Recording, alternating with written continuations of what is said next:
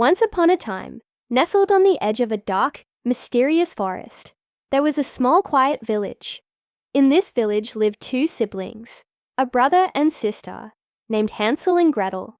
They were the best of friends, kind to everyone they met, and loved each other more than anything in the world. But their family had fallen on hard times. Food was scarce, and every day was a struggle. Their small cottage, once filled with laughter, now echoed with worried whispers. One evening, Hansel and Gretel couldn't sleep. They crept to the door of their parents' room and overheard their stepmother talking. She had a cruel plan: to lead them deep into the forest the next day and leave them there, all alone, so they couldn't find their way back. A chill of fear ran down their spines. What were they going to do? Gretel began to cry silently, but Hansel, ever the brave older brother, whispered, "Don't worry, Gretel. I have an idea. We will find our way back." That night, as the full moon cast a silvery glow over the world, Hansel and Gretel knew they had to be clever. Before dawn, they gathered up the small dry crusts of bread they had saved.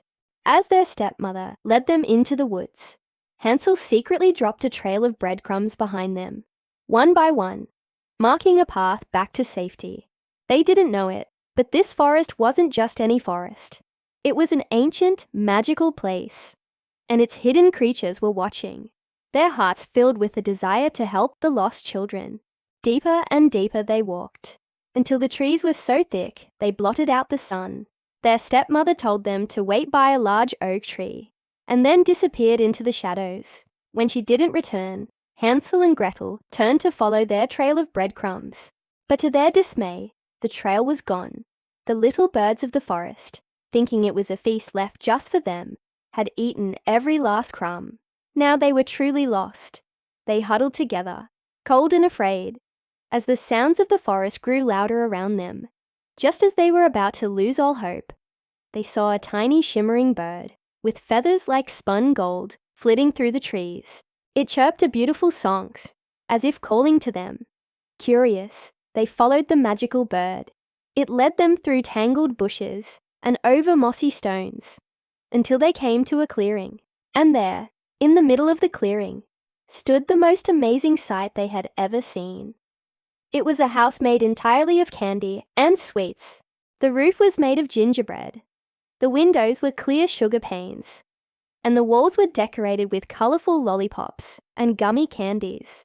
Starving and amazed, they couldn't resist.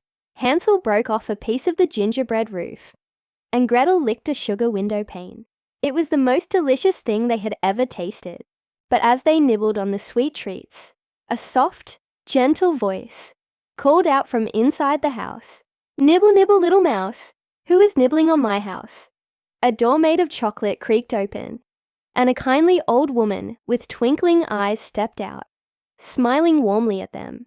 She invited them inside, promising them a warm bed and a feast fit for a king and queen.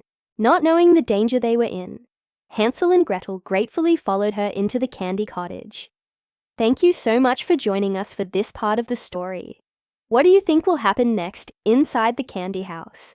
Let us know in the comments below, and if you're enjoying our magical tale, don't forget to hit that like button and subscribe to our channel so you do not miss the next chapter. We can't wait to see you again soon.